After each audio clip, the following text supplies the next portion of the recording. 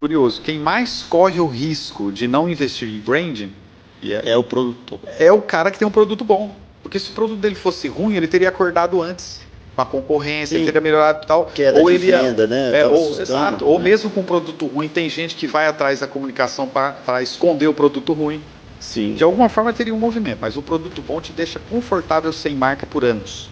Aí chega um momento que você se depara assim, ó, a concorrência aumentou, vem um monte de produto mais rápido, uma comunicação impecável, agregando muito mais valor. Aí você vai escutar o cara dizer assim, pô, o meu produto ele é melhor. Não é Eu possível. faço isso aqui faz 30 anos, isso aqui é melhor. Eu tenho, assim, eu tenho consciência, ninguém faz com a qualidade, com o capricho, com a paixão que eu faço. Porque o cara é um empreendedor passional. Mas o cara fatura 3 vezes, fazendo do jeito que você acha que é qualquer jeito, que tem marca de cima. Sim. Né?